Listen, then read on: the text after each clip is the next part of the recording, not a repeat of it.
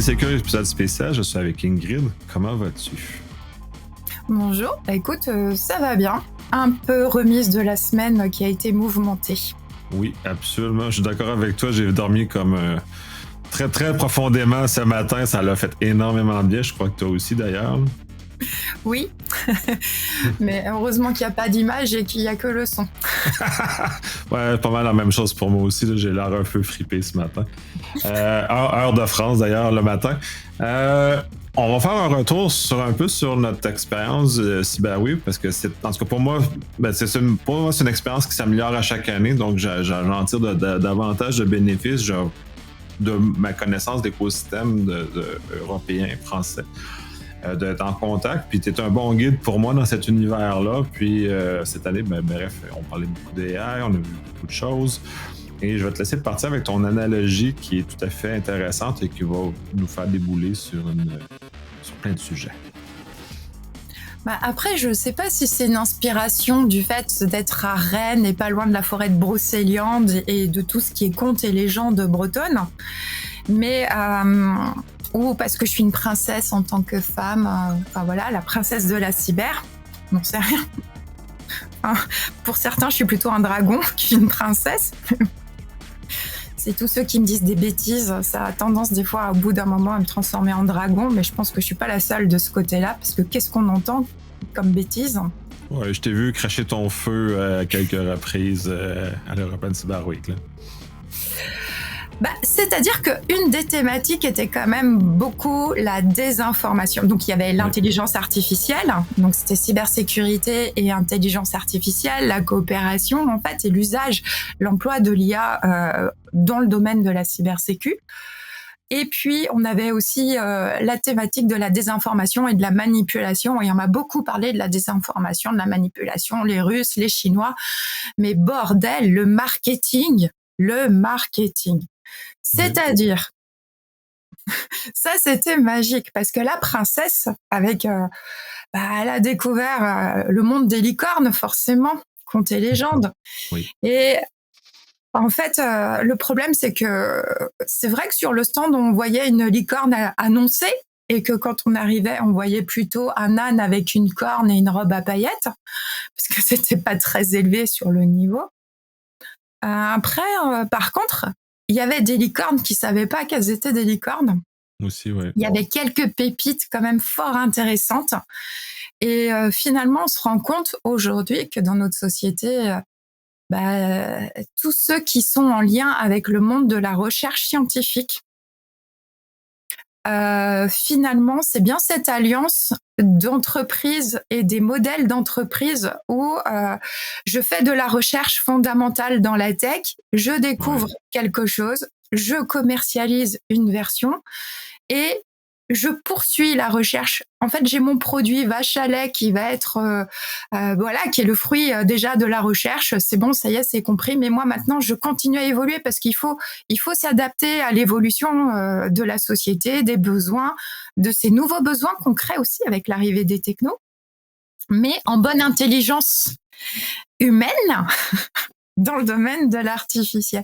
Enfin, en tout cas, il y a eu des jolies rencontres et moi je sais que je vais poursuivre certains liens et je te tiendrai au courant de ces petites pépites et de ce qui se passe parce qu'elles étaient dans un rapport d'équilibre d'ailleurs. Beaucoup d'équilibre chez ces pépites et beaucoup de déséquilibre chez mes ânes.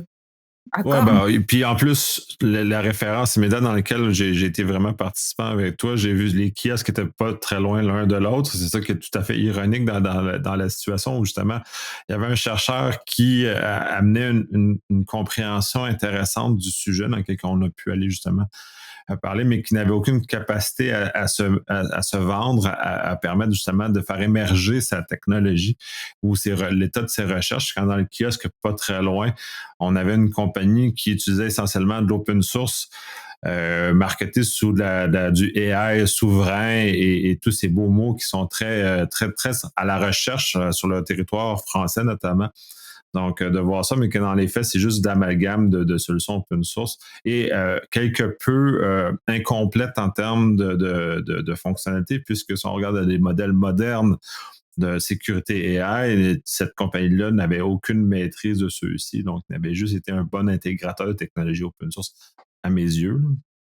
Mais ce qui était très drôle d'ailleurs, là on en revient aussi toujours dans le monde de la princesse. La princesse elle a son château et justement en fait cette grosse entreprise qui va me recycler de l'open source. En fait, la problématique, c'est qu'elle est très silotée. Oui. Et en fait, elle a pris des éléments d'intérêt de ses clients. Tiens, un peu de ci, un peu de ça. Ah tiens, alors après, derrière, ça fait hashtag graphe, hashtag analyse textuelle, hashtag trucmuche. Enfin, les hashtags, j'en avais beaucoup, mais à la fin, je dis, mais je paye quoi? Parce que juste. Et puis, à un moment donné, je dis, bon, très bien. Et là, en fait, regard d'un utilisateur, et je leur dis, alors, si je fais comme ça, puis finalement, mon château, cette entreprise qui propose de sécuriser mon château me dit, alors j'ai tout analysé, mais par des meurtrières. Ouais, ok, d'accord, super. Mais il y avait personne dans le donjon. Et j'ai pas de vision à 360. Alors en fait, entre ce qui est dans les... ça y est, j'ai oublié le terme, mais en fait, ce qui est dans les angles, ce que tu ne vois pas, en fait, comme en conduite, l'angle mort. Ouais. Voilà, en fait, j'ai tellement d'angles morts. Et comme le diable est dans ces petits détails, et donc là, en cybersécurité, on est bien d'accord, le diable est dans les angles morts.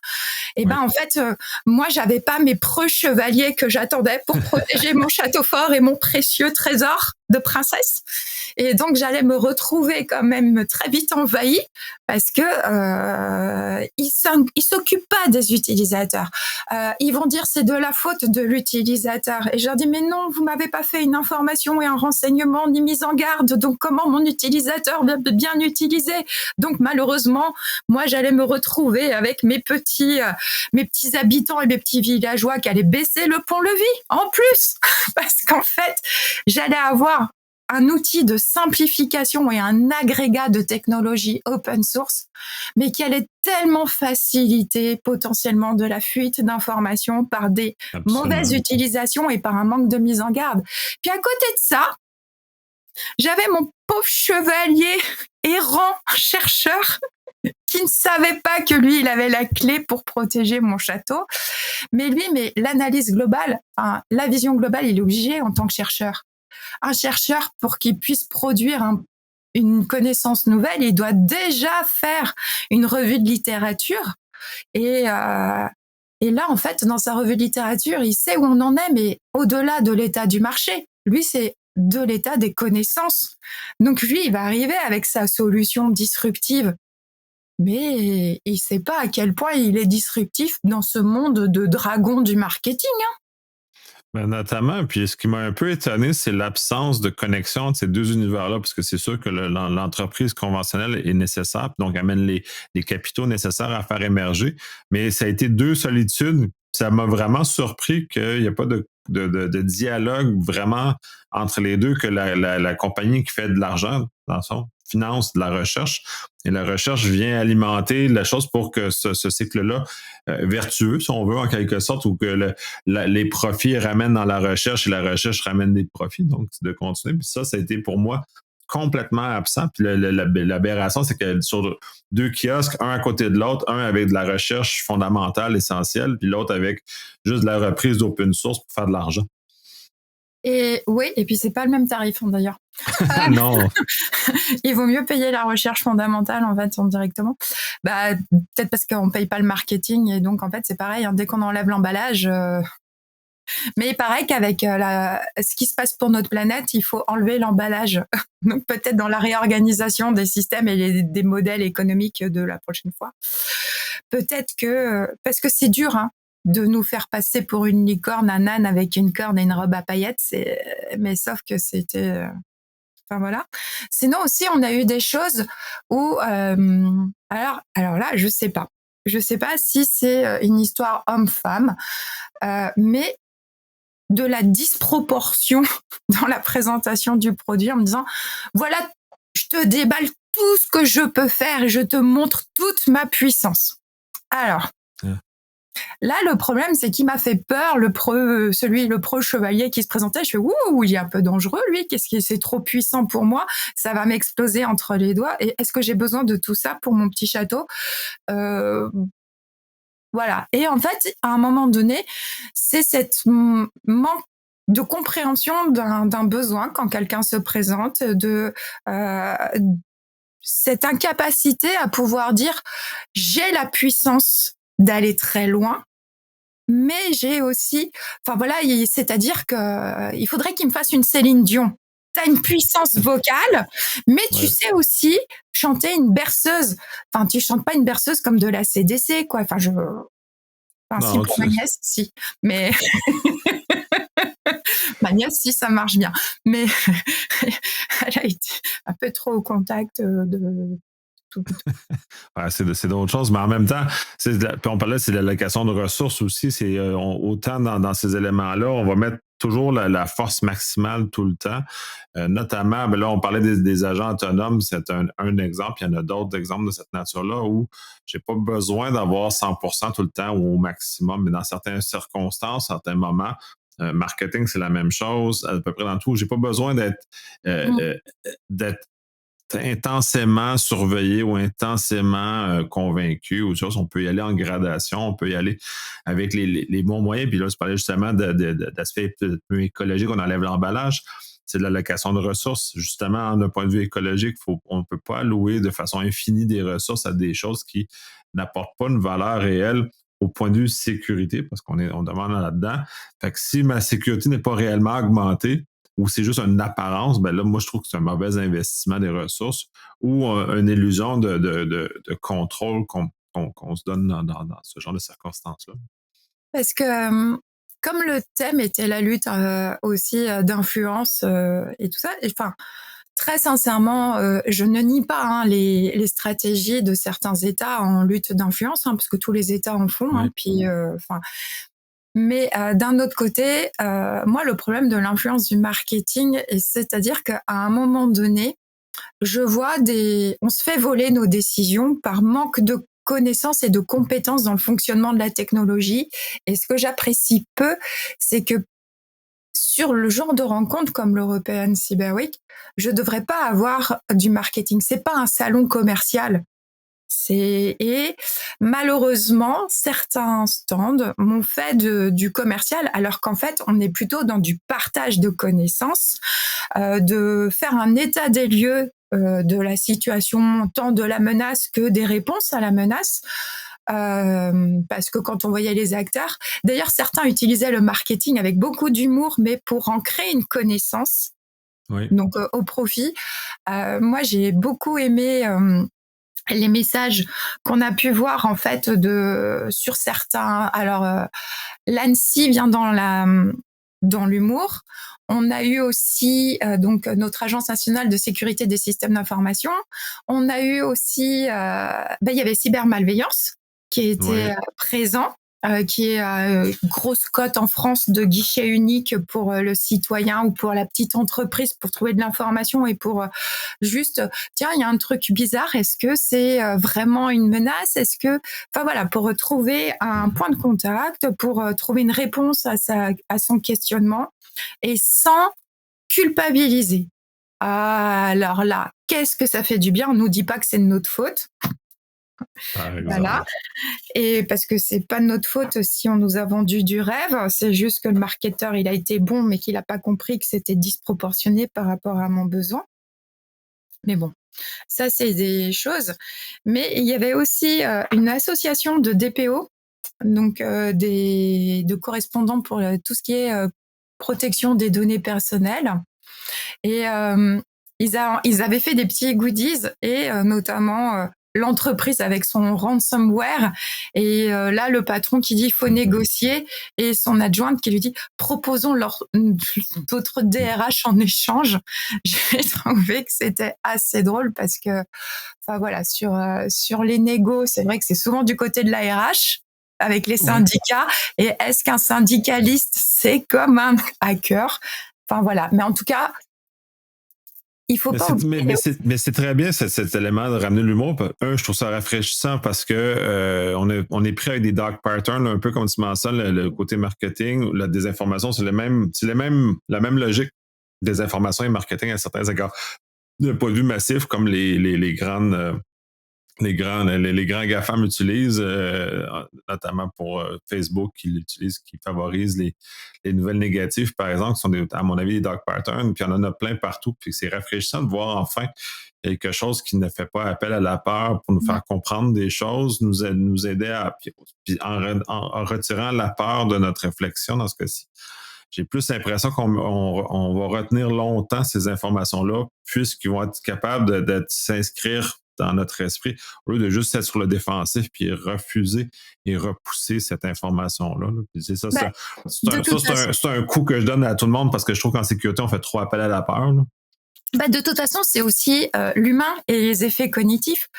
Faut pas oublier que la peur, le cerveau va se figer et va bloquer. C'est-à-dire qu'à partir du moment où j'ai mis la personne sous stress avec de la peur, d'ailleurs dans les exercices de gestion de crise, si vous êtes trop mis sous contrainte et sous pression de vos stagiaires dès le départ, le problème c'est qu'il n'y aura plus de raisonnement. Ils seront dans l'incapacité de raisonner et de monter une stratégie de défense, de réaction face à l'incident et à la gestion de crise, parce que la peur fige. Tout le monde voit le... Alors, quand on parle du petit lapin... Tu vois, sur la peur, c'est 80% de notre capacité cognitive qui s'efface. Aussi brillant qu'on peut être, on perd 80% de tout ça. Pas, c'est énorme, là, 80% de notre capacité. C'est pire que l'alcool. Oui, il y a des égards. Fait que ton analogie de mec bourré pour le AI, ben... c'est le réveil qui fait peur. Mais après, le truc, c'est que voilà, il faut éviter la peur. Et quand on arrive sur des questions en fait d'humour, l'humain aussi est humain, c'est-à-dire que pour ancrer une connaissance nouvelle, l'humour, on retient plus la bêtise et l'anecdote humoristique que voilà. Et en fait, c'est comment on suscite des émotions pour ancrer les connaissances nouvelles. Là, en fait, les émotions positives et les émotions joyeuses sont celles qui restent le plus longtemps, parce que par système de protection, nos émotions négatives sont celles qu'on va rejeter et puis écarter assez rapidement. Donc là aussi, un exercice qui fait, parce qu'on fait beaucoup d'exercices de gestion de crise, et tu sais que ça c'est un truc que je dis ok, c'est nécessaire, mais on gérerait mieux les crises si on faisait davantage de prévention et si on investissait davantage sur la prévention. Ce moment où on dit à quoi ça sert, le jour où tu auras ta gestion de crise, tu vas regretter de ne pas avoir payé, parce que ta crise va te coûter tellement plus cher que la prévention. Mais c'est ça, puis les modèles de gouvernance américaine notamment, parce que j'ai donné un cours là-dessus hier, puis j'ai eu à l'aborder. Tous les éléments préparatoires, si on prend la roue du Cyber Security Framework du NIST, les deux premiers éléments sont tous les éléments préparatoires à la crise. Donc, on met en place les choses pour avoir la visibilité, les mesures, tout ça. Et quand on arrive à la crise, qui est souvent inévitable, malheureusement, mais on a la préparation et on bascule vers l'autre côté, puis on bascule vers cette capacité-là d'œuvrer et de ne pas être sous stress, donc d'agir. Ou si on est sous stress, d'avoir des moyens qui viennent limiter notre prise de décision, parce qu'elle est moins bonne, elle est vraiment moins bonne, notre capacité de décision lors d'une crise. Exactement. Donc en fait, on est toujours sur ce rapport au proportionné, la question d'équilibre. En fait, la cybersécurité, c'est être zen, parce que oui. c'est-à-dire que si on a du mal à maîtriser ses émotions, ce sera compliqué, et pour apprendre à les maîtriser, il faut travailler sa prévention. Et là, en fait, on en revient toujours aux bases, au socle, et puis à ces solutions gratuites, connues de tous. Et il faut juste arrêter la stratégie de l'autruche, éviter la stratégie des licornes, mais pas la bonne. C'est-à-dire qu'on va éviter de prendre un bourricot pour une licorne. Après, sincèrement, moi, je sais pas comment ça se passe chez vous, mais ce que je regrette, c'est que dans la formation de mes ingénieurs, parce que l'intention n'est pas d'être un âne au départ. Le problème, c'est que dans leur formation initiale, il manque de culture de l'humain, des sciences humaines et sociales, ce qui fait que derrière, eux, ils vont aller me chercher le produit le plus puissant du monde parce que eux, c'est normal, c'est humain, ils vont vouloir pousser la réflexion dans les capacités de la technologie. Sauf qu'à un moment donné, il y a un utilisateur et il y a un cadre d'emploi, il y a un environnement pour l'emploi du produit qu'on va acheter, et qu'à la fin on dit tu sais, c'est bien gentil, mais je vais pas utiliser ça dans un grand immeuble sur le territoire national. Je vais utiliser ça sur mon chantier. Alors où j'aurai pas de 4G. Parce que oui, en France, ils se moquent, Nicolas Loïc, parce qu'on n'a pas on capte pas forcément très bien partout. On a encore je vais nuancer, je me moque pas. C'est que de façon, quand disons, le Canada était plus en retard sur ces choses-là, on avait une couverture à la limite médiocre et ces aspects technologiques-là n'étaient pas là. On avait l'image de la France qui était largement en avance parce que les téléphones... Ça, c'est le marketing. Ouais, ça a l'air que... Ouais, je me suis fait attraper au marketing à quel point la couverture cellulaire en France était exceptionnelle. On avait des vitesses de transfert exceptionnelles. Et tout est meilleur, tout est mieux, tout est ça. Puis nous, au Canada, on avait de la misère à avoir de la couverture, du moins vraiment qu'on sortait des villes. Chose qui s'est énormément améliorée depuis à bien des égards, mais j'ai été étonné de voir qu'ici, je me rappelle l'an dernier, quoi de Quidan, 0 cellulaire. Mon cellulaire marchait, donc ça n'est pas en Bretagne. Là, j'ai comme... Ah ouais, mais non, mais alors, en Bretagne, on se fait pas hacker. D'où c'est le brouillard. Il n'y a pas de réseau, mais c'est le brouillard. Mais ça, c'est un coup de Merlin. C'est toujours mon compte et légendes bretonnes. Il y a Merlin de temps en temps quand il veut te dire, tu sais, tu as un droit à la déconnexion. C'est pour que tu gardes ton zen. C'est pour toi. C'est pour que tu puisses réfléchir par toi-même, entraîner ton intelligence humaine sans la techno, parce qu'histoire que tu deviennes pas trop con non plus. Le but, c'est pas que tu deviennes un mouton. Non, mais c'est tout bien pensé, hein. C'est pas gratuit. Mais ça vous prépare ça vous prépare en cas de sinistre où les tours cellulaires tombent, où toute la société civile est en problème. Donc, s'il y a une catastrophe, vous êtes prêts parce que vous êtes habitué à travailler sans 4G dans les zones moins urbaines. D'ailleurs, ouais, et d'ailleurs, en situation de crise et de catastrophe naturelle ou de grosses tempêtes, parce que l'air de rien, tu es quand même à la pointe de l'Europe. Oui. L'air de rien. Non, mais c'est le marketing. Et l'air de rien, il y a eu de la neige. Oui, ça c'est à cause de vous là. Vous étiez trop nombreux les Canadiens. Vous nous avez même... On n'en a même pas à la maison de la neige. En tout cas, au moment où on enregistre, il n'y en a même pas de la neige. Ça a été le... What?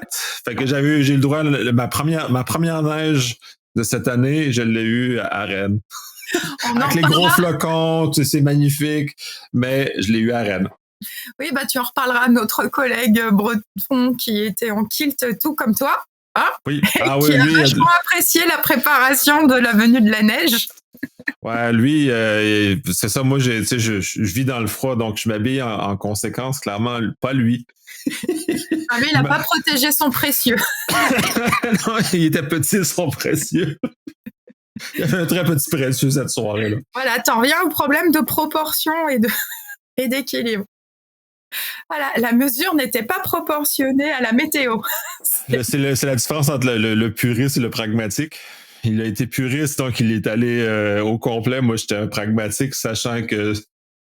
Fait que j'étais pas puriste dans le fait de m'habiller avec le kilt.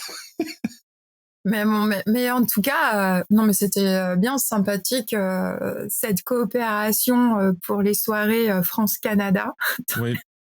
Ouais, puis c'est un élément que je mentionne, puis pour moi, je m'en trouve ça en entrée de jeu, c'est ma meilleure connaissance du marché français me permet de meilleures interactions utiles, autant pour mes interlocuteurs que pour moi aussi. Là.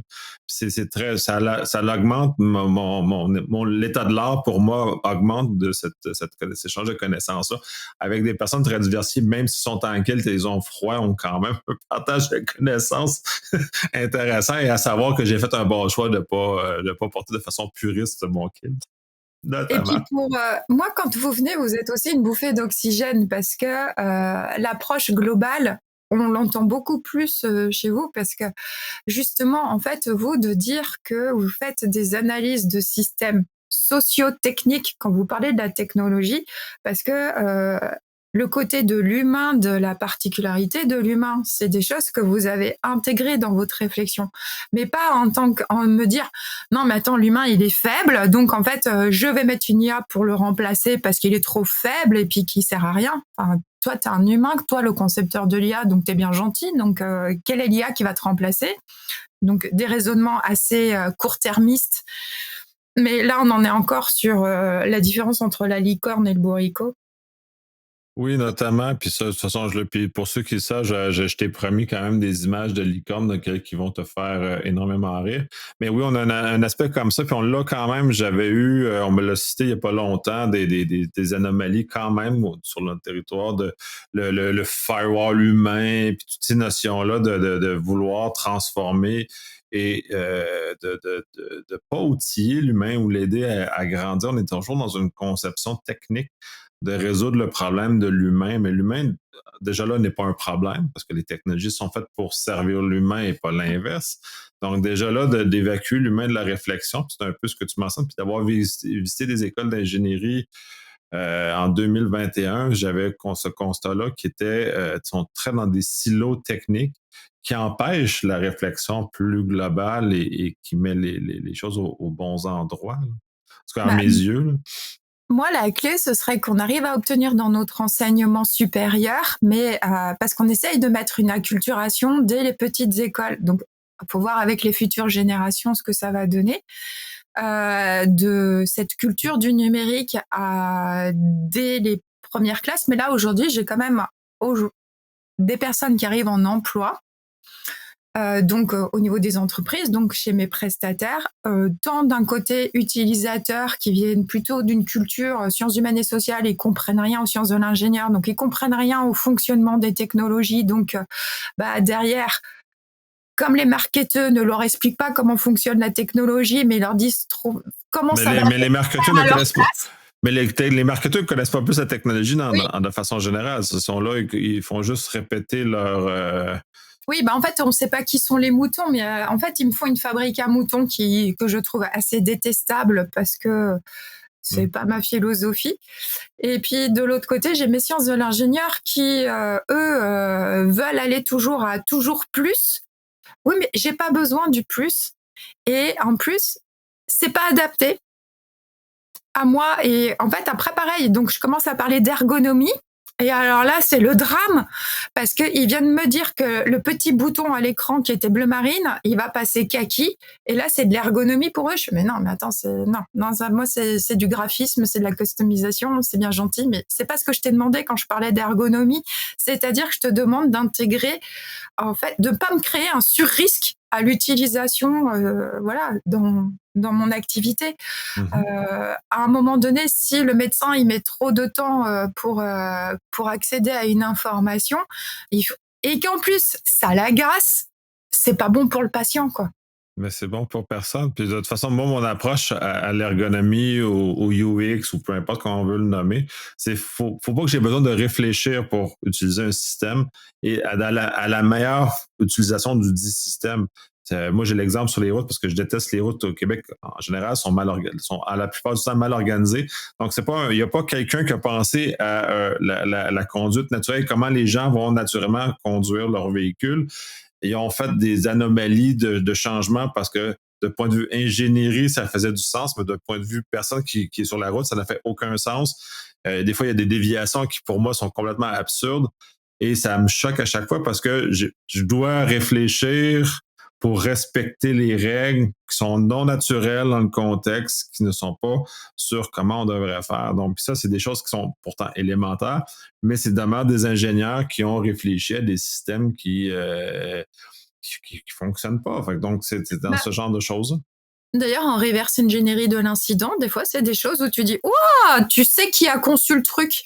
Tu peux reconstituer, mais parce qu'en fait, des fois, j'amuse mes collègues parce que moi, une des premières questions que je pose, c'est qui est l'équipe projet? Et quand je vois qui est autour de la table, je leur dis « Ok, bah alors, il va y avoir des vulnérabilités là, là, là et là. Pourquoi ?» Pourquoi ? Parce qu'en fait, il y a des facteurs de risque que vous n'avez pas intégrés dans la réflexion. Donc, pourquoi ? Parce que en fait, là, on est dans un environnement de travail très particulier et ça aura des effets sur la techno. Pourquoi ? Parce qu'en fait, la remontée d'informations, elle est prévue par tel type de capteur, mais j'ai des variations de température. Donc, la garantie de bon fonctionnement de mon composant électronique, ou bien des fois, c'est aussi de dire « Attends, mais ton matériel connecté, c'est vachement bien, mais par contre, il va falloir chauffer le garage. » T'as prévu de chauffer le garage ? Pourquoi ? Parce qu'il faut pas de trop grosses variations de température si je veux me garantir le bon fonctionnement et qu'il me merde pas l'utilisation. Alors on me dit « Ah ouais, j'y avais pas pensé. » Je fais « Ouais, mais attends, là aussi, quand on pense l'analyse de risque, on ne prend pas tout le cycle de vie du produit. Et en matière d'IA, non seulement on ne prend pas tout le cycle de vie de l'IA, puis alors ça a été confirmé à l'European Cyber Week, et on ne prend pas tout le cycle de vie des données qui vont rentrer dans la conception et dans le fonctionnement de l'IA. Et là, on me dit « Non, mais Ingrid, tu mets trop de complexité et si on veut faire une certification, il faut enlever de la complexité, sinon j'ai pas un bon résultat statistique pour pouvoir certifier. » C'est peut-être ton modèle de certification qui est pas bon en fait, juste. Mais c'est de la réflexion, c'est de la réflexion en système. D'un seul coup, c'est le raisonnement du risque qui est pas bon. Alors là, je viens juste de te faire une analyse juridique. C'est l'analyse de la juriste, tu vois, parce que le juriste, il fait de l'analyse systémique et globale permanente, en fait. Et donc, moi, j'ai levé, avec mon œil de juriste, d'où là, d'un seul coup, on me dit que je suis un dragon, mais non, je suis une princesse. Il faut qu'ils arrêtent. Hein. Et en fait, non, je leur dis, c'est là, mais comme en fait, ils me font venir qu'à la fin. J'ai eu by design du con, c'est quoi que t'as pas compris ? Enfin voilà, c'est-à-dire que la princesse, elle peut se transformer en dragon quand elle voit que des ânes battés qui se sont vendus comme des licornes. Parce que moi, on me dit « Ah non, mais moi, je suis expert, donc moi, je sais. » Enfin, t'es un sachant qui sait mal. Il faut retourner en cours. Va au cours de Nicolas Loïc, qui va t'expliquer ce que c'est que l'analyse globale. Notamment, puis je regarde, moi, avec les étudiants que j'accompagne, dans les premiers cours que je leur donne, puis c'est un élément essentiel qui est très clairement manquant dans la phase que je vois en cyber, c'est la réflexion en système. Parce que tout est en réflexion système. Ce que tu mentionnes, c'est la réflexion système. Tu réfléchis dans l'entièreté de ce que c'est, comment le système fonctionne et où il va briser et où on doit intervenir pour ne pas qu'il brise. Et faire que l'humain ne vienne pas briser le système. Si l'humain vient briser ton système n'est pas bien fait. Si l'humain ne comprend pas le système n'est pas bien fait. Le système ne fonctionne pas. Fait qu'on, on va inclure de l'ergonomie, comme tu mentionnais. On va inclure du droit, on va inclure de la cyber, on va inclure tous les éléments, justement, parce que tous les éléments dans le système, et malheureusement, les systèmes sont complexes. Ça prend un peu de réflexion, ça prend un peu d'effort, mais il faut les réfléchir, ces choses-là. Fait que pour moi, mes étudiants, c'est un des premiers cours que je leur donne en introduction, c'est cet élément-là, parce que tout est comme ça. Donc, quand on commence à comprendre, là, les choses deviennent claires. Puis là, on comprend pourquoi les choses sont faites. Dans des systèmes simples, comme un simple thermostat dans une maison qui vient la chauffer, il y a des effets de bord à celui-ci. À quelle vitesse il réagit? S'il réagit trop vite, ça a des effets. S'il réagit pas assez vite, ça a d'autres effets. Qu'est-ce que ça a comme sur la température de la maison? Qu'est-ce qu'on veut? C'est quoi l'objectif? Et toutes les différentes déviations qui ont par rapport à ça. Mais c'est essentiel. Et j'ai été surpris parce que la première année que j'ai donné le cours, je parlais de ces affaires-là comme étant naturelles et étant acquis à ce niveau d'études-là. Et non, ce n'était pas acquis. Fait que là, j'étais un peu surpris. Et là, après ça, j'ai inclus le contexte parce que je trouve ça essentiel, cette maîtrise-là de ce... Alors là aussi, c'est encore un problème d'enseignement, je trouve, parce que ça se retrouve à plusieurs endroits. Hein. On silote, parce que là, c'est pareil. Dans l'équipe de Drift, au tout départ, moi, je me suis entourée d'experts, chacun expert dans leur domaine, et puis ils étaient bien contents et tout. Et la première réunion autour de la table, je leur ai dit, je vous rappelle qu'on est sur un projet transdisciplinaire. Alors eux, ils ont compris pluridisciplinaire. Non, transdisciplinaire. J'aime bien la nuance. C'est important, la nuance des mots. Bah oui, oui, justement. Et en fait, d'ailleurs, on a fait un podcast ensemble sur cette émission, enfin une émission avec Drift sur le sens des mots et déjà de trouver notre vocabulaire commun parce que suivant notre domaine d'expertise, un mot n'a pas le même sens. Justement, nous au départ, ça a été ça, puis ça a été justement aussi de comprendre de la répercussion de mon domaine d'expertise sur le domaine des autres. Et de dire maintenant, on construit ensemble. De tout poser sur la table, de construire ensemble, ça voulait dire aussi acculturer au domaine des uns et des autres tout le monde, parce que sinon on n'allait pas se comprendre. Aujourd'hui, j'ai une équipe de chercheurs parce que Drift termine l'an prochain, on en est à 3 ans. Aujourd'hui, ils rigolent parce qu'ils me disent, tu sais, au début, on te l'a pas dit, hein, mais au début, on a vécu ça comme un viol intellectuel de devoir faire de la plasticité cérébrale dans notre réflexion de recherche. C'est-à-dire que je ne devais plus pousser plus loin mon domaine d'expertise, je devais mettre mon domaine d'expertise au service du collectif pour une connaissance nouvelle dans le domaine de la cyber. Mm-hmm. On a des résultats. C'est-à-dire qu'aujourd'hui, on nous dit, vous êtes originaux. Alors nous, on va te dire, on est plein de bon sens. mais bon, c'est être original, ok. Mais n'empêche que c'est-à-dire qu'on a réussi alors bon, des fois ça peut être un peu frustrant pour un chercheur de dire mais sauf que regarde quand tu présentes, c'est tellement évident et regarde les gens naturellement, ils réclament. Les gens tous ceux qui ont pu tester, qui ont pu participer aux travaux en demandent plus. Et nous, maintenant, c'est nous qui disons, attendez, là, à un moment donné, le problème du travail du chercheur, c'est que maintenant, il faut qu'il analyse les résultats parce que vous avez déjà vu les effets, parce que vous avez été le terrain d'expérimentation. Mais nous, on doit tout préparer pour la publication scientifique pour faire avancer tout le monde, toute la communauté. Donc, attendez. Mais c'est un très beau parce que tu m'as permis justement d'être mis en contact avec ton équipe de recherche. Puis c'est fantastique, mais puis en même temps, ça me fascine. Puis quand tu m'en parlais, je pense que c'est l'année passée ou l'autre, c'est cette espèce de difficulté-là que les gens interdisciplinent de se parler et d'être capable de se mettre dans les souliers de l'autre, donc de comprendre que le mot utilisé par l'autre n'a pas la même signification que pour soi.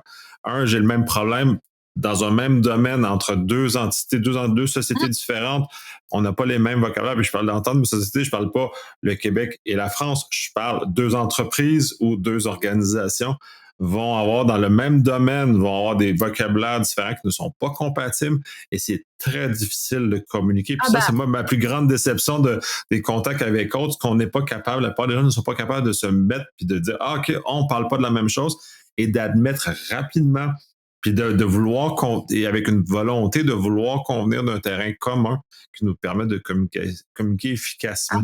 Tu parles des admins et des devs? Notamment, on peut parler de ça, on peut parler de... C'est rempli d'exemples comme ça de gens qui parlent et qui ne font même pas l'effort de comprendre le vocabulaire de l'autre et de comprendre que le vocabulaire de l'autre n'est pas le même que le sien.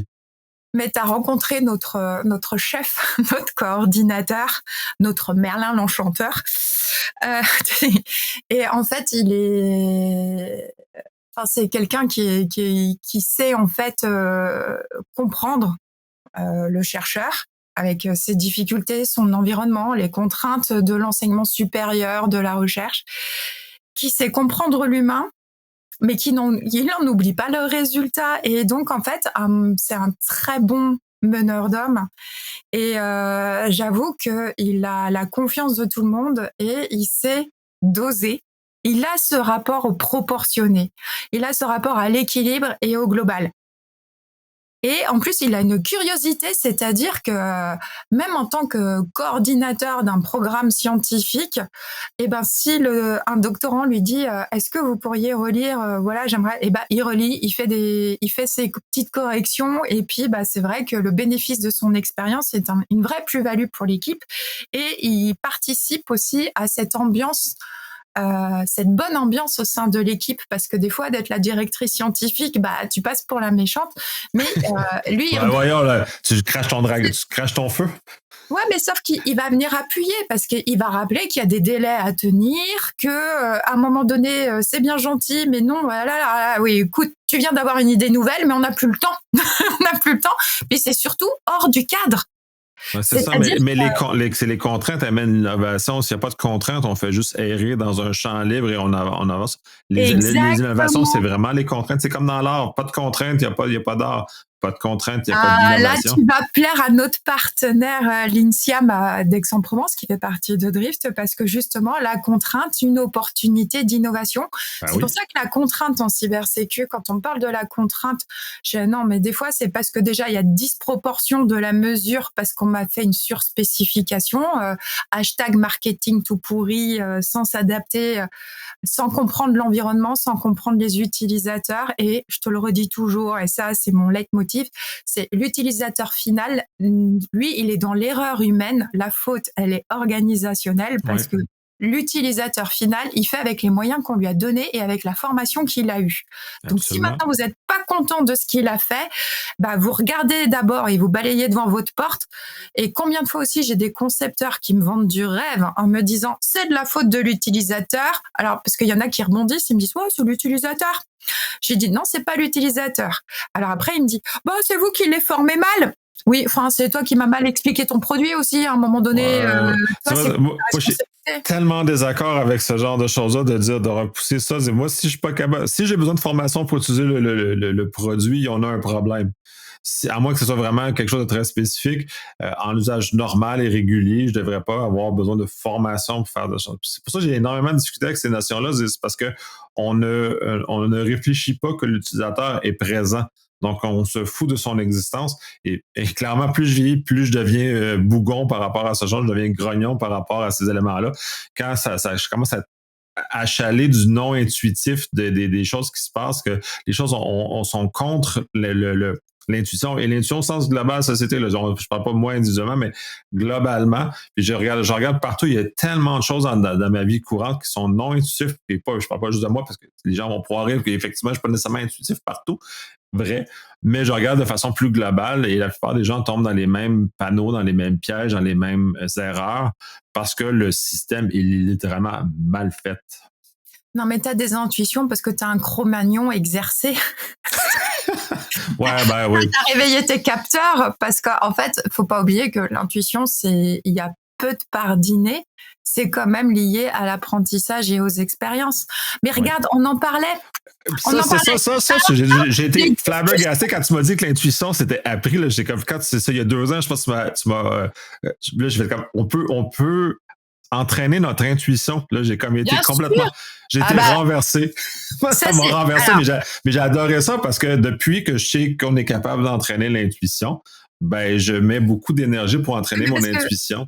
qu'est-ce que de l'intuition là encore? Mais bon, après c'est pour ça que Drift travaille sur ces mécanismes en fait, et pour faire de l'humain le maillon fort, justement, on va entraîner. On va essayer de susciter, de créer de l'intuition là où aujourd'hui il n'y en a pas du tout. C'est-à-dire que pour le moment là on est un peu mouton et on subit la situation. Et nous, on veut donner des petites clés pour ne plus subir. Et donc, on a déjà des petites choses. Hein. Il y a des premiers résultats qui sont prometteurs, mais pas encore publiés, donc j'en parle pas. Mais il y a des choses. Et c'est ça qui est enthousiasmant aussi. C'est que on peut adapter les comportements et justement susciter de l'intuition, mais parce que simplement, les personnes ont pris conscience des choses et travailler sur. Et pour prendre conscience, faut pas avoir peur. Donc toutes les stratégies de la peur pour enseigner la cyber, bah échec. Ça c'est juste pour surfacturer. On est encore, hein, c'est sûr, c'est le côté disproportion. Alors qu'en fait, moi d'ailleurs, j'utilise maintenant dans mon vocabulaire, je dis plus les mesures adaptées. Je dis les mesures proportionnées parce que quand je parle de proportion, ça montre aussi parce qu'il y a toujours une image de la cybersécurité, comme quoi c'est des contraintes, j'ai des stratégies de contournement de la contrainte. Mais si j'ai un côté de proportion, la question de la proportion déjà, ça veut dire, ça induit en fait. C'est que dans l'information induite, c'est que bah, potentiellement, c'est pas quelque chose de disproportionné puisque c'est proportionné. Donc ça veut dire qu'il y aura pas trop, il y aura ce que nécessaire. Parce que C'est un concept légal, par exemple, la proportionnalité en ce sens-là, parce que si on a une réponse disproportionnée, notamment, on va parler de le self-defense, si la réponse est disproportionnée, on peut plus plaider l'autodéfense parce qu'elle est disproportionnée. Fait que la proportion est importante parce que de ce côté-là, si on est agressé, on doit faire une réaction conséquente proportionnée à l'agression qu'on a reçue pour se défendre. Si on devient disproportionné, ben on dépasse le cadre normal, donc on est plus protégé par les règles d'autodéfense. Oui, oui, mais là, tu fais allusion à une analyse juridique d'une situation, puisque tu es sur la légitime défense. Et donc là, l'analyse juridique, c'est une analyse systémique par nature qui est complètement globale et qui tient compte de tellement d'éléments, l'environnement, les facteurs organisationnels et humains et les facteurs techniques. En fait, le juriste peut faire de la SECNUM. Oui, puis il doit. Mais alors, il doit. Attention. Il y a un lien avec l'intelligence artificielle. Le juriste traitant, parce que alors malheureusement, je veux pas être désagréable avec certains de mes collègues qui vont faire. Je distingue d'ailleurs les juristes qui font les analyses de texte où ils vont chercher l'intention du législateur. Parce que ces juristes qui font des analyses de texte ou des commentaires d'arrêt, pourquoi le juge a décidé tel qu'il a décidé. Ces juristes-là sont nécessaires parce qu'ils vont aider le juriste qui traite des dossiers, qui gère des dossiers, pas en tant qu'avocat, le juriste d'entreprise, celui qui va accompagner l'entreprise du numérique à trouver sa solution. Parce que ça va donner des compréhensions quand on analyse une décision d'un juge sur comment le juge va prendre sa décision de justice. Donc nous, derrière, on dit si je veux montrer ma bonne foi, sur quoi je dois me baser, comment je montre patte blanche. Donc, ce travail est très nécessaire. Le travail sur l'analyse des textes va nous aider à mieux comprendre ce qu'a voulu le législateur. Qu'est-ce qu'il voulait nous induire? Quel type de comportement? Donc, c'est nécessaire. Mais pitié, venez pas dire aux traitants comment mettre en œuvre parce que vous n'avez rien compris de l'analyse du juge. L'analyse du législateur n'est pas l'analyse du juriste qui accompagne une entreprise parce que lui, il doit jongler sur tout ce périmètre et il doit l'intégrer parce que lui, la situation, elle est évolutive en fonction de quelle étape d'un projet numérique je suis. Et quel est l'acteur? C'est que là, je suis en multi-acteur en permanence. C'est pas l'analyse du juge et c'est pas l'analyse du législateur que le juriste il doit faire. Il doit se mettre dans la peau de chaque partie prenante pour limiter le risque juridique. Et donc là, quand l'objectif est de faire un produit numérique, c'est mon produit déjà doit limiter la SECNUM, mais moi derrière, le risque numérique, et il doit aussi limiter le risque juridique pour tous les acteurs. Et là, dans le genre,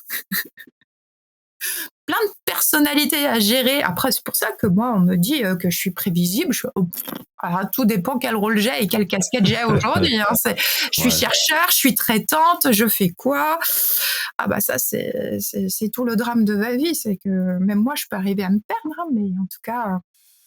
l'écriture de la doctrine ou de l'interprétation, ça a des limites. Puis dans le fond, pour l'exposition que j'en ai eue de ces éléments-là, on va faire de l'interprétation des journaux de débat qui ont mené à l'interprétation de l'intention du législateur dans des contextes très spécifiques où on remet en question le texte de loi. Et ça, c'est dans des cas très particuliers qu'on va intervenir comme ça, parce qu'on a des cas plus épineux.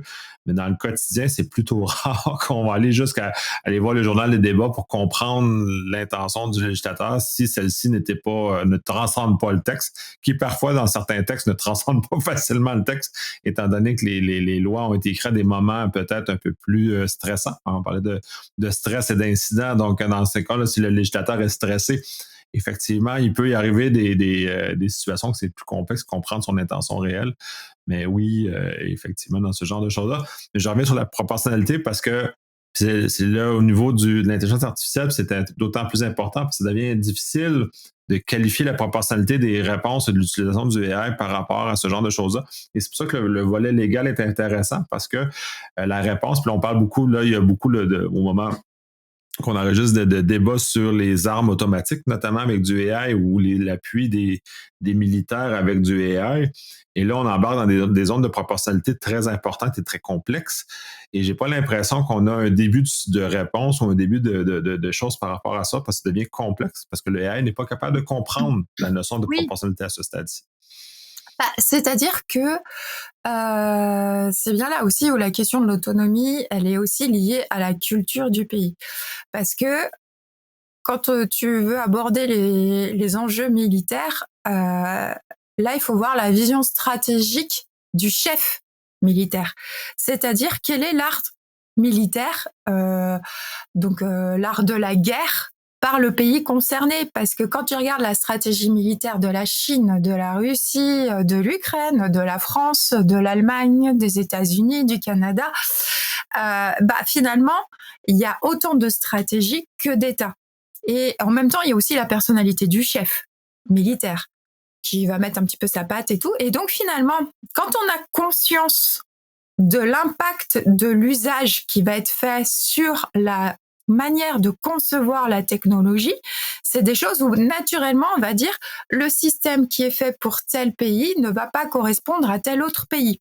Bon, après, on enlève de plus la problématique du paramétrage et de l'entraînement des données avec l'histoire des ontologies. De toute façon, je te l'ai dit que les ontologies, ça allait moi, voilà, c'est une très belle découverte dans le monde de l'intelligence artificielle parce que pour moi, c'est la base. Mais pour un produit qui doit être multiculturel, celui qui me dit j'ai fait qu'une ontologie en anglais, je dis bah super, mais déjà à la base, la structuration du langage et de la réflexion de ton utilisateur, c'est pas la même.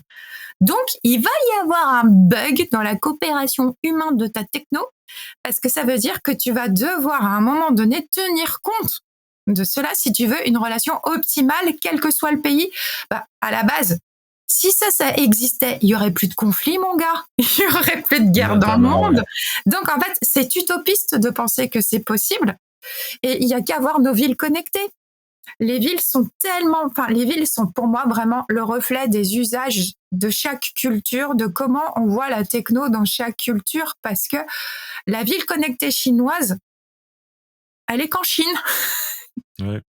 Oui, puis ça, c'est important. Puis pour ça que j'aime beaucoup voyager aussi, parce que ça me met en contact avec toutes ces diversités-là, notamment technologiques, notamment urbaines, parce que la façon de le voir, la façon des transports, tout est différent, tout transcende la constitution de la société à ces moments-là sur la base de la culture.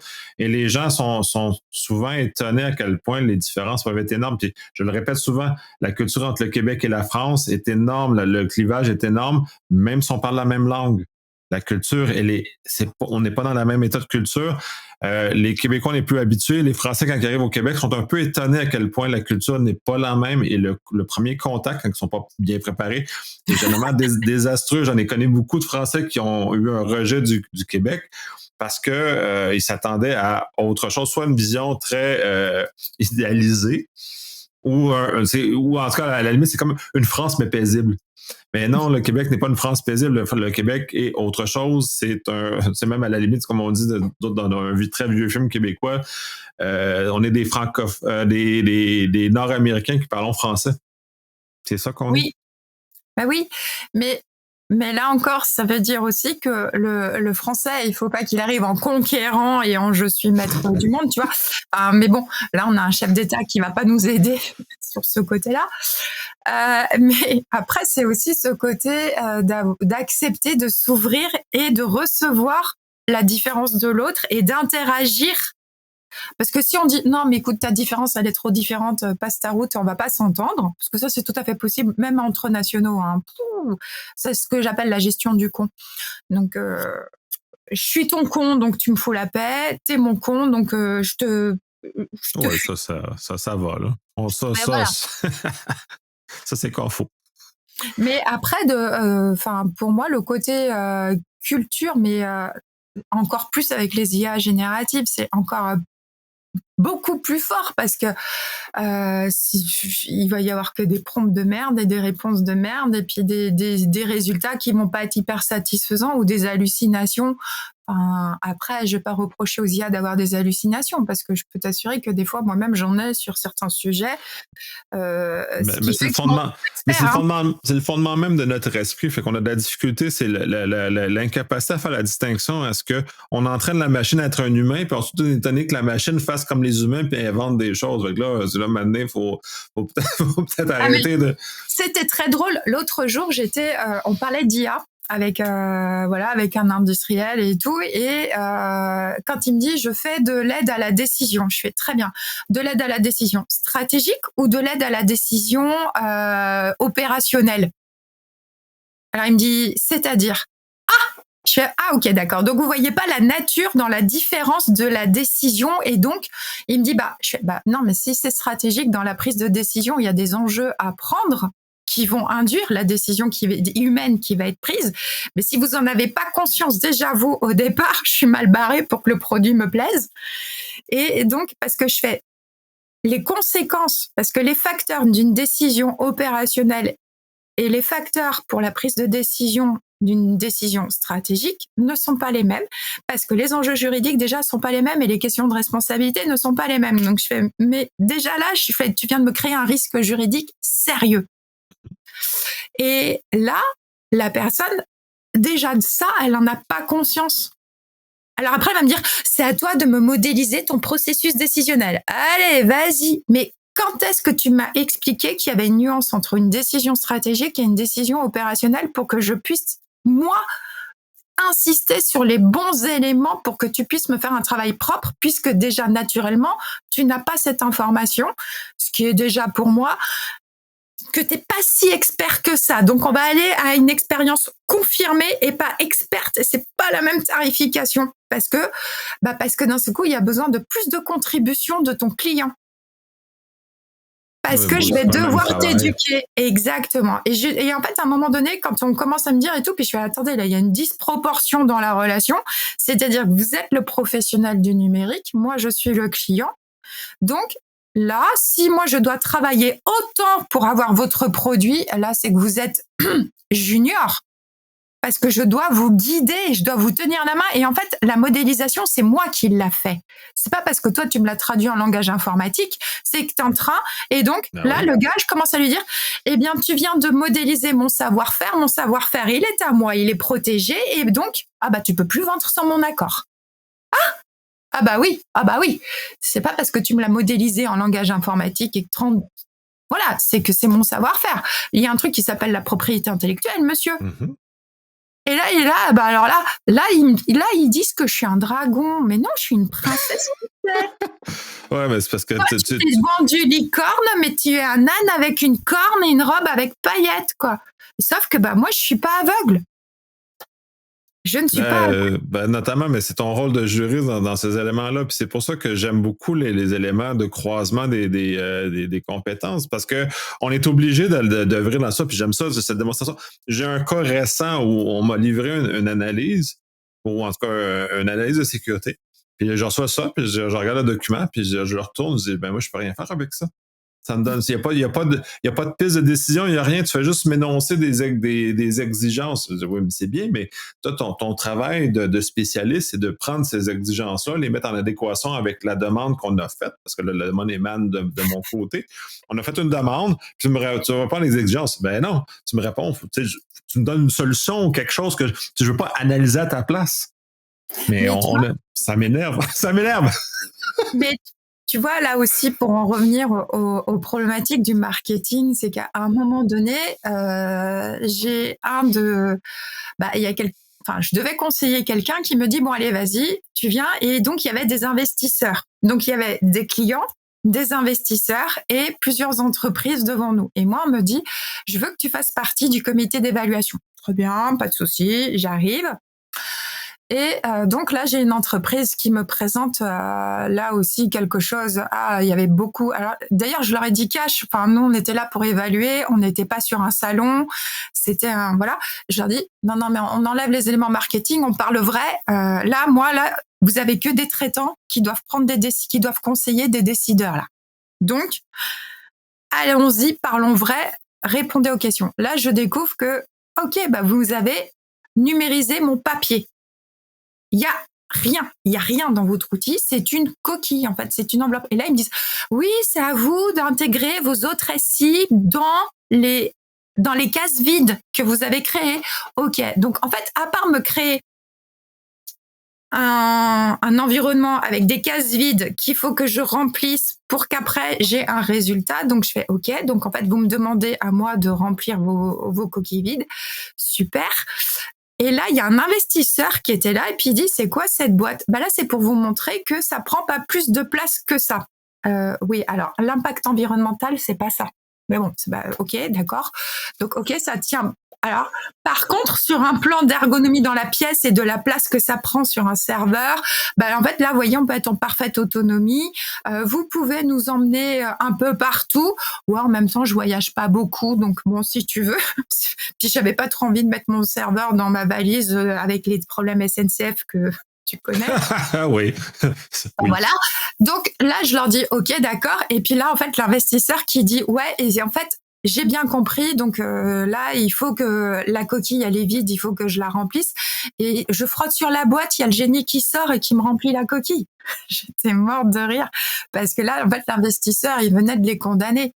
Il leur a dit, bon, écoutez, pour le moment, donc il a été gentil, il a été poli. Il leur a dit, bon, bah, pour le moment, il y a une intention, c'est bien, bah, continuez à travailler.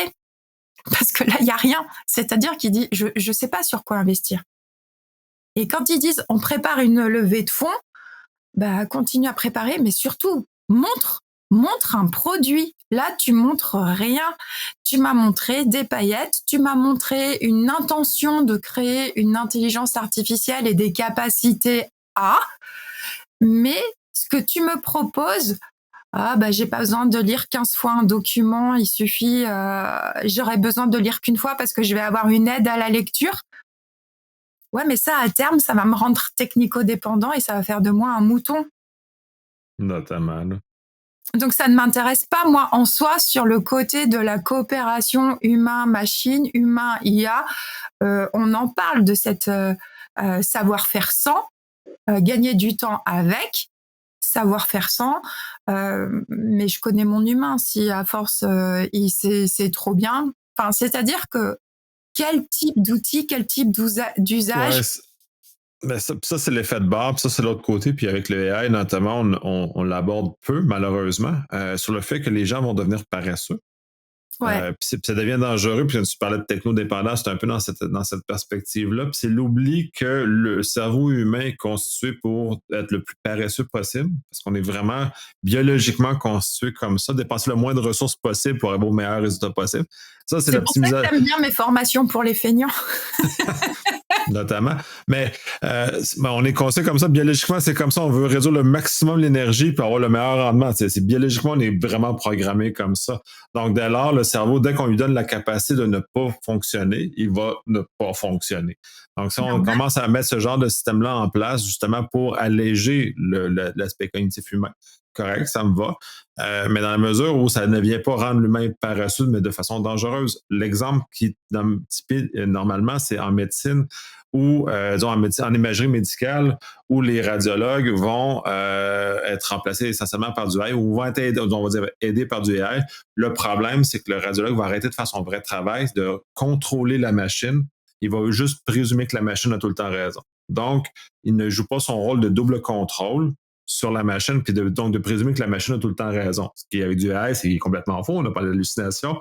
Ben, c'est ça que ça a des limites, il faut connaître ces limites-là, donc on met un humain dans le processus pour intercepter des éléments comme ça.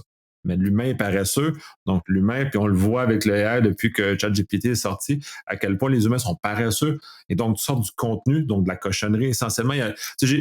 Dans le milieu du travail, j'ai eu des gens qui m'ont livré des documents écrits par du AI, qui n'ont pas relu avant de déposer. Oui, ben là, c'est là ça devient l'absurde. Ils n'ont pas relu et c'était bourré de problèmes techniques qu'on nomme d'analyse dans le texte parce que le AI n'analyse pas. Donc, c'était facile de détecter. J'ai retourné assez brutalement dans un des cas. Je dis, refaites votre travail, c'est de la merde. Je ne peux rien faire avec le document. Vous n'avez pas lu. J'aurais pu l'utiliser moi-même, le AI, pour le même résultat. C'est pas ça que je veux. Je paye un humain pour avoir plus. Je vais aller plus loin. Fait que là, à un moment donné, faut arrêter là, de faire ça, mais Mais tu as des entreprises qui le font et qui te le vendent en prestation. Et quand après, derrière, tu leur dis ouais, mais en fait, parce que moi, ça m'est arrivé et j'aurais dit et on parle du plagiat là parce que je sais, parce que j'ai pu vous retrouver tous les. En fait, je peux vous citer les sites que vous avez sur lesquels vous avez trouvé l'information. Ah ouais. Donc, je dis ça, c'est quand même parce que vous les avez pas cités, c'est un peu dégueulasse quand même parce qu'ils sont pas cités.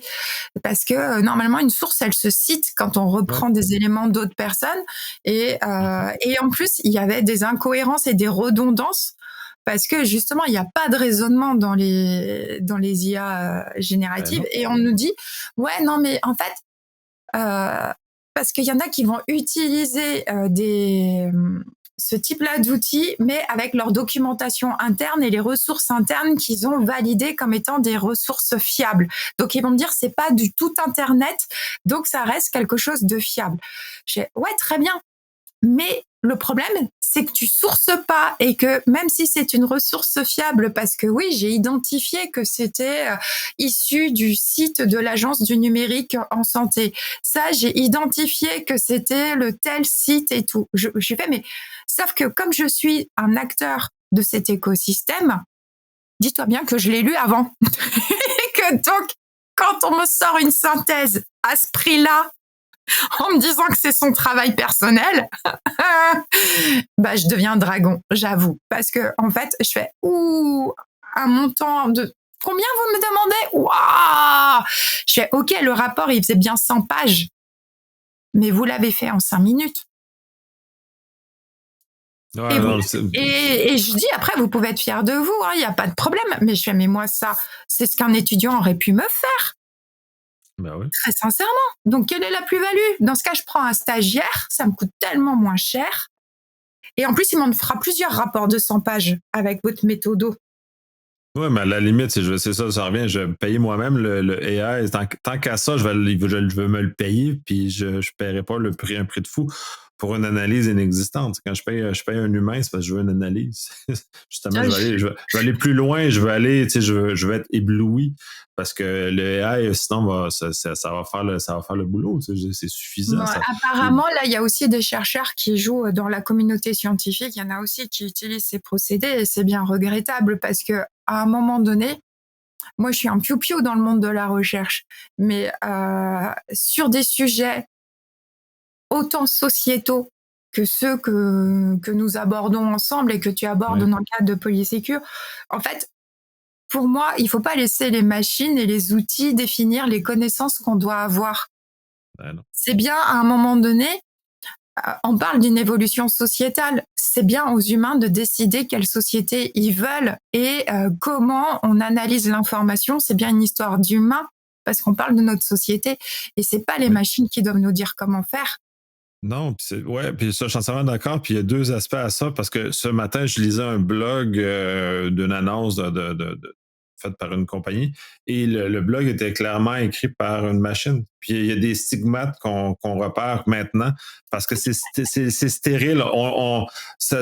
Il y a comme quelque chose qui fonctionne pas. Puis ça, je ramène l'analogie, puis ça, c'est un doute, une très bonne connaissance qui fait de la musique, notamment, mais qui travaille aussi en cyber, que les gens vont reconnaître quand je fais le lien entre les deux, me disait, parce que lui fait déjà dans la musique électronique, il dit à une époque, le but c'était d'aller chercher dans la pureté du son. Donc, ils ont énormément mis d'efforts dans la pureté de la sonorité, et ainsi de suite, au niveau de la musique électronique. Et à un moment donné, ils ont abandonné parce que les gens n'aiment pas ça tant, la pureté et la perfection. Ils ont commencé à injecter des erreurs. Bah ouais, regarde, on aime bien Garou. Ouais, mais dans la musique électronique, c'est plus difficile de faire ça. Mais bref, on réinjecté des éléments de déviation dans les systèmes, justement parce que la perfection est pas et devient achalante avec le temps. Non, mais j'aime bien Garou, hein. Tout va bien. Oui, oui, non, mais Justement, cette voix un peu éraillée qui a fait son succès. C'est bien qu'elle ben oui, n'était pas aussi pure que celle de Céline Dion et il a quand même fait un succès. ben C'est oui. parce que l'humain, il aime bien aussi tout ce qui n'est pas si parfait que ça. Ben oui, c'est en ce sens. Donc, le volet très synthétique de l'écriture du AI est un problème, mais dans certains systèmes, c'est important d'avoir cette perfection-là.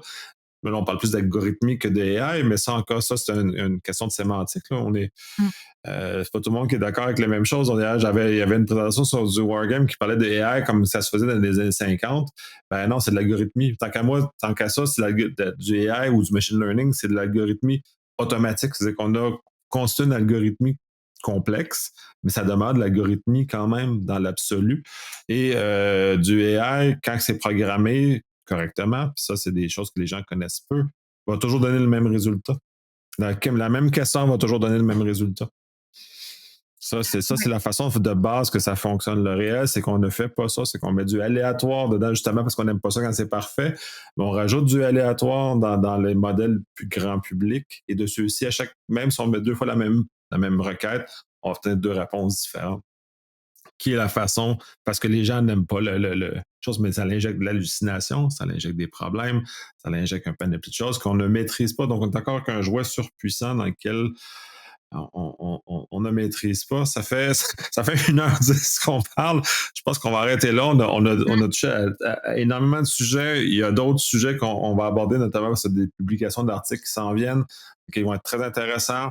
On a abordé des sujets qui ne sont pas reliés directement à l'European Cyber Week, qui sont également très intéressants, notamment la souveraineté numérique, la collaboration, notamment d'autres éléments comme ça qu'on va revenir dans d'autres podcasts parce qu'on a tellement de sujets là, et qu'il faut garder notre esprit critique et que quand on agace les princesses, elles peuvent devenir des dragons.